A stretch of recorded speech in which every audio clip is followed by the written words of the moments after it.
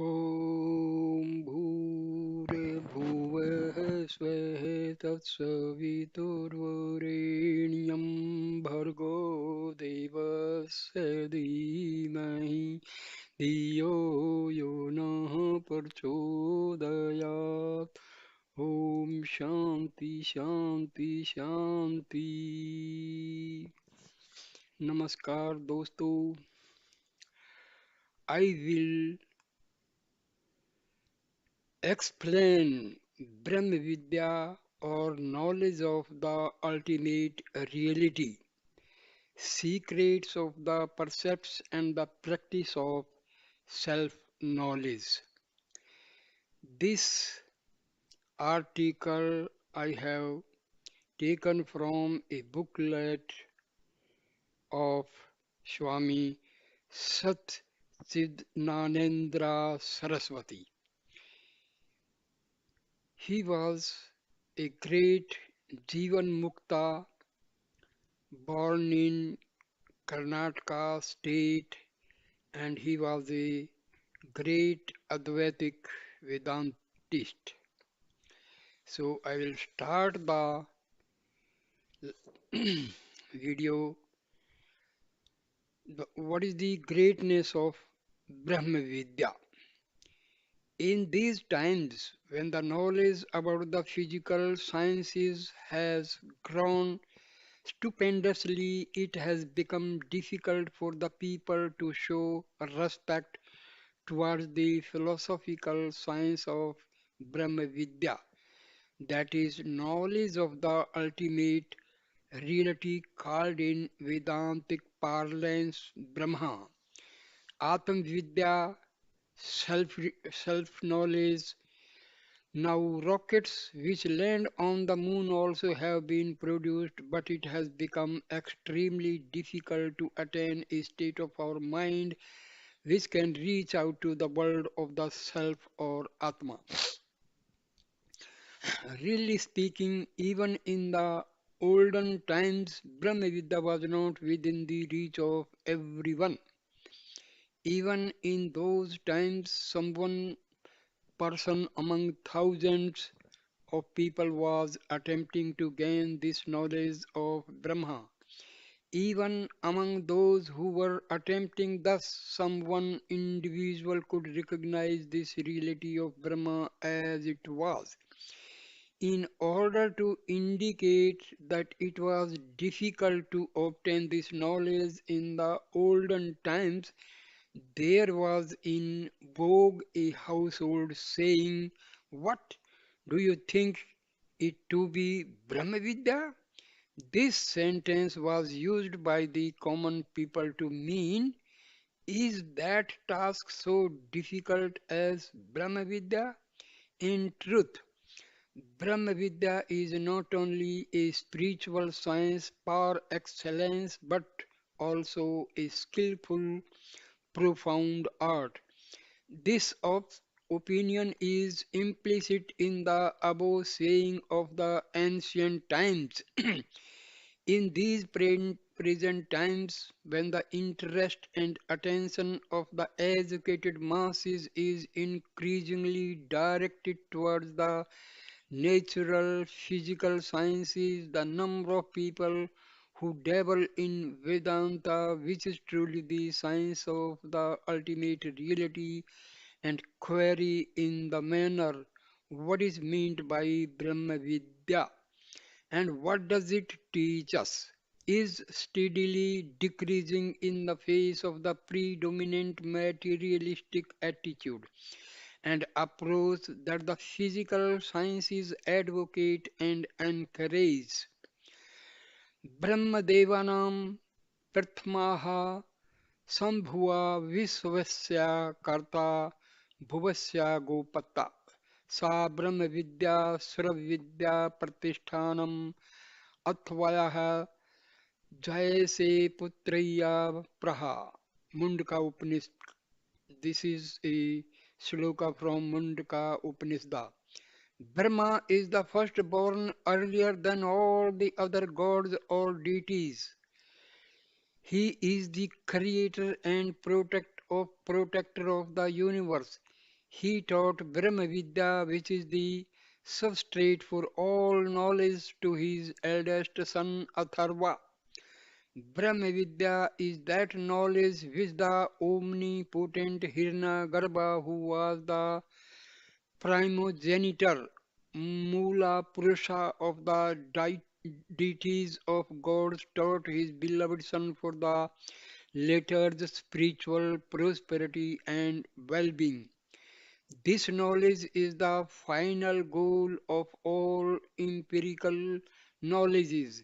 It was the belief of our ancient sages or rishis that if any knowledge was to be fit for the nomenclature of Vidya, it should somehow indirectly at least lead one to Brahma Vidya, that is, the knowledge par excellence of the ultimate reality of Brahma or Atma.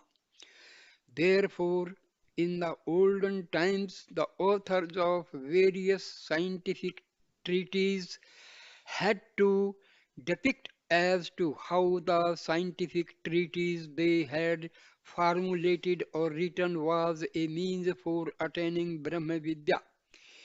If it was not done, the honorable nomenclature of a Shastra, that is scientific treatise, was not earned by it. For example, if it is asked, what is the benefit accruing from the science of mathematics? The scholars were arguing in the manner those who do not possess the knowledge of that science cannot gain the knowledge of the positions of the planets and stars, as also the dimensions and the forms of the brick-laid sacrificial altar which are to be prepared in various sacrifices.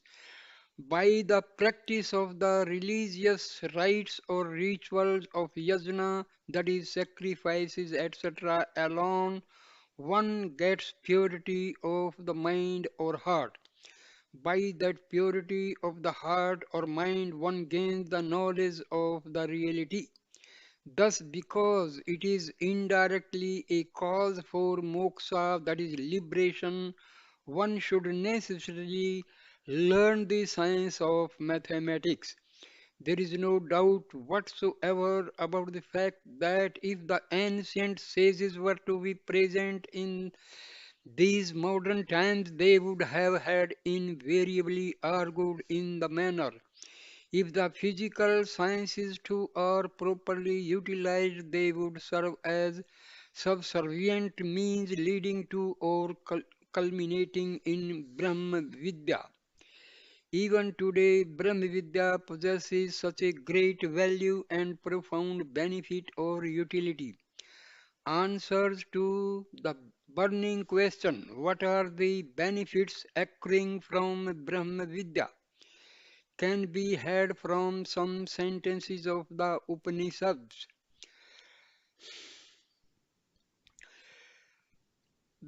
Brahm, Brahma Vidya Panoti Param, Tetriopanishad. It means to one who cognizes Brahma, the ultimate reality, accrues that fruit of Parampurushartha, that is the unrivaled or unparalleled supreme goal which is human being can possibly attain. In this sentence, the fruit of Brahma Vidya is stated in a commonplace manner. What is meant by Param Purushartha, that is the prime purpose or goal of human existence or life, is not explicitly explained or elucidated. Yada sarve parmuchyante kamaye हृदयी शरीर था अथा मर्थो मृतो भावत्या Brahma समासनुते Kathopanishad. It means when all the desires which are lurking in a person's heart get released or liberated, then the mortal man becomes immortal. He will attain Brahma, the ultimate reality, here itself, while living in this body. That is, in this very life or birth. If one listens to this scriptural sentence about the fruit, one gets surprised as well as curious to boot. Is it possible to count and say that a person possesses so many desires in his mind or heart? Can it even be believed that those desires, all of them without exception, will leave us and relieve us? The one thing that is certainly known to all of us is that it cannot be asserted that a particular man has so many desires, let alone their becoming quiescent or coming to an end. As soon as one desire gets fulfilled, 10 other desires raise their heads invariably. Such being the case, to assert that all the desires become non-existence is merely to declare a false pronouncement and to make a tall claim indeed. Further, who can say that even one person who claims in the manner, "I do not possess any desire whatsoever, all my desires have been fulfilled," is met in this whole universe? Let it be to say that man becomes immortal. What sort of a daring, fearless statement it is! In the Amar Kosa, that is the ancient Sanskrit lexicon for the word Manushya, which generally means a human being, the synonym is Marthya, meaning one who is mortal and hence ends up in death. Can the statement "a mortal becomes immortal" ever be accepted? Now, whoever that was famous in the past, is he alive? Even the rishi or sage who uttered the sentence, "a mortal will become immortal," is he alive? Is the person who uttered this sentence a madman, or was he pronouncing such a sentence without proper understanding of its true meaning? Or are we who believe in such bizarre, uncommon statements ourselves madmen? Another statement of Vedantins which give rise to our curiosity, nay amusement, is here itself: a realized soul, Jnani, attains Brahma, that is the ultimate reality.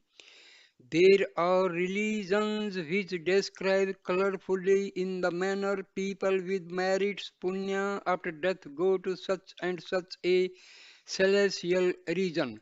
But those who wish to ascertain whether this statement is true or not will have to die first, because of the reason that there is not a single person who after death has returned to this world to report about his posthumous experiences. It is not possible to say whether the meaning of that scriptural sentence is true or not. But in this particular scriptural statement, it has been affirmed that here itself he will attain Brahma. How is it at all possible to attain this ultimate reality of Brahma, who is said to be the very substratum of all creation? Is there any person at all who has attained Brahma while being in this life? Is it, is it possible to know or cognize Brahma, get rid of all desires and become one with Brahma here itself in this life? If all this is possible and true, then we should necessarily, without fail and loss of much valuable time, make a sincere effort to attain the Brahmahood through this Brahma Vidya, self-knowledge or self-realization.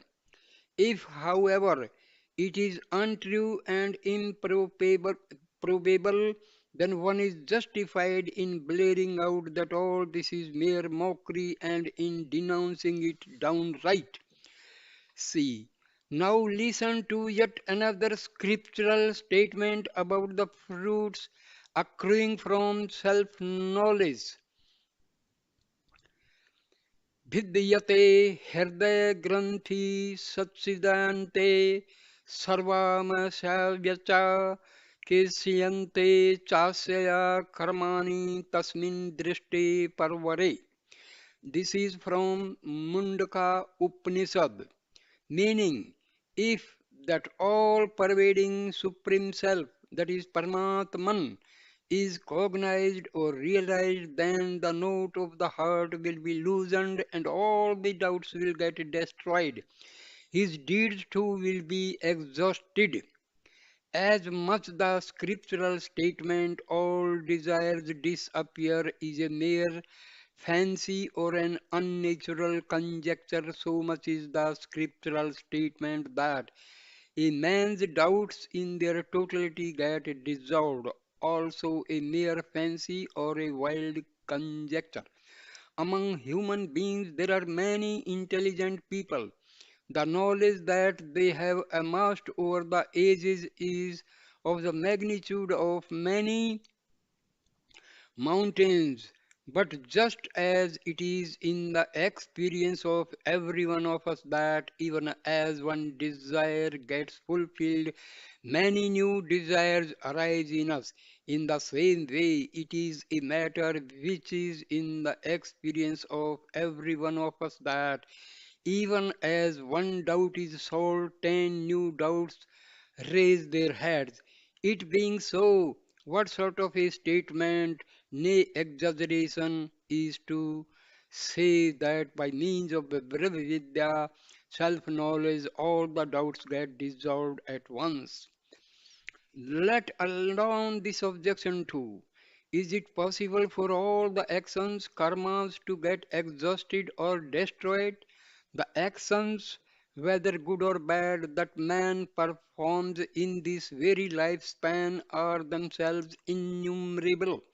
Then who has kept an account or track of the actions that he or she has performed in the past endless lives? If it is compared to these total number of accumulated actions, those actions which are exhausted owing to the person having experienced their fruits are so small in number. Just as a person who takes loans brings day to day fresh loans on compound interest and spends them away by enjoying them and thereby his loan amount remains permanently unpaid only. In the same manner, among the totality of our actions, sanchita karma, however much we exhaust our actions by enjoying their fruits, the number of those actions which we have not exhausted remain innumerable indeed. Can there be any person at all then who can say confidently in the manner, I have no actions at all which remain to be experienced and exhausted? So far we have deliberated upon only those doubts that may arise in the minds of those people who are ardent believers in the scriptures and have religious faith in the existence of God, astikas.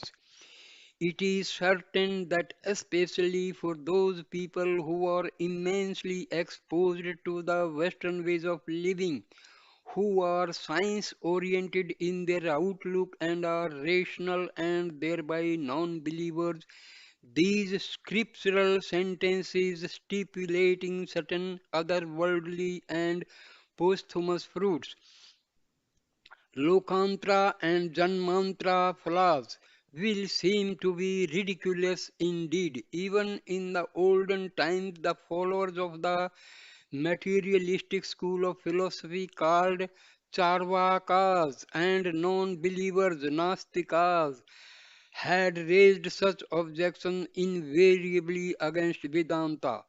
Whoever the scholar might have been that had formulated and founded the doctrines of the Charvaka philosophy, he is Brihaspati. In these days of stupendously advanced science and technology, there may be scores of such Brahaspatis, modern scholars who can outbeat and overwhelm the old Brahaspatis.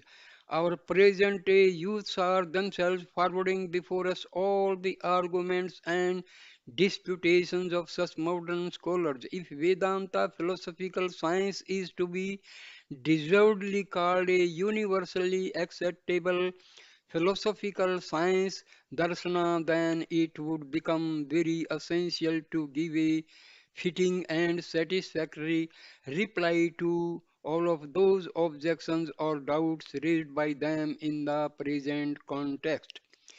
The mental makeup or the temperament of those people who do not have belief or faith in Vedanta may be of different kinds. Among them, some are skeptics, that is, people who think that it is not possible for anyone to get a scene of certainty or conviction of the type here and now the ultimate truth is determined.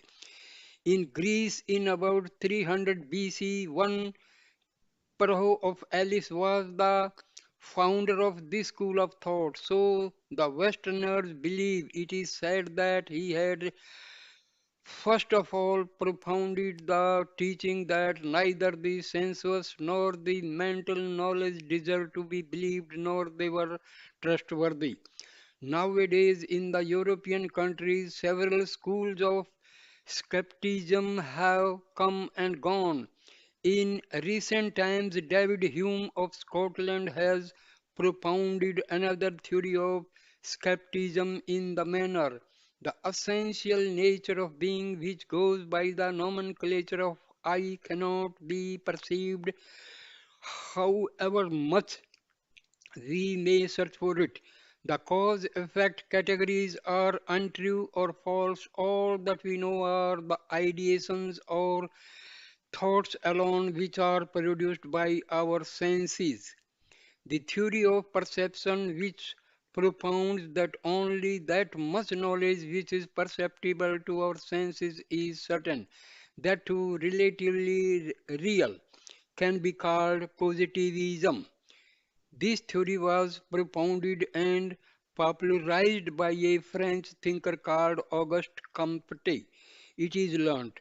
People who endorse this theory are not sparse in our country, India.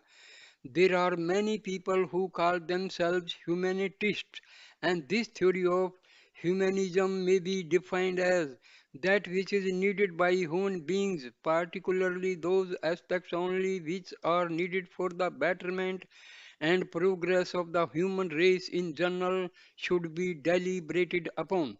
The opinion of the followers of this doctrine is that the desire to know as to how best we should behave so much is to produce exemplary man in the future is very important. Individuals are not so very important. These people who are those who refute phenomena like gods or deities, heaven and hell, etc. Let alone the topic of these thinkers or philosophers. Now there are many people who believe in the theory of evolution among the followers of the various empirical or physical sciences of the present times. There is no scope of these people having or getting any belief whatsoever in the theories, doctrines, or dogmas propounded by the various schools of philosophy or religions. Besides the number of people who belong to political and ideological groups with large membership and who keep on finding answers in a very parochial and limited fashion to questions like keeping the political matters and problems of our nation in view predominantly for the time being. What should we do so that our country prospers and develops? And who formulate enchanting manifestos to enlist the membership of scores of people is dis con- disconcertingly increasing, and the quarrel among these groups seem to be never ending. These people cannot by any stretch of imagination even conceive of an ultimate reality as the substrate for this universe, let alone deliberate upon such lofty doctrines. Thus, even in these times of highly advanced technology and science, when there exist many kinds of school of skeptics and non-believers who are extremely materialistic in their outlook, by God's benign grace, it is found that side by side there exist many people all over the world who believe in the teachings of the spiritual science of Vedanta, and that is happy agree. These people show an unflinching faith in the Gita statement. I will uh, give only the English translation. Gita, which means there is a slok, but I just give the meaning, which means one who is an ignorant person and who does not have belief or faith in the scriptural teachings and is thereby a skeptic gets doomed without attaining the ultimate purport or goal of all human existence. The fact that even in these modern times one can preach the Vedantic truth so that they are reckoned or recognized by all people can be comprehended by us from the life history of Swami Vivekananda, who toured many Western countries and overwhelmed great scholars and thinkers of the West by his enlightening and enthralling lectures. In the next chapter, we will make an attempt to delineate the method of comprehending the purport of the scriptural statements, stimulating certain fruits which were mentioned here in this chapter. Now, I end this video because there will be many videos on this topic, so let us be brief and elaborate. So thank you, God bless you.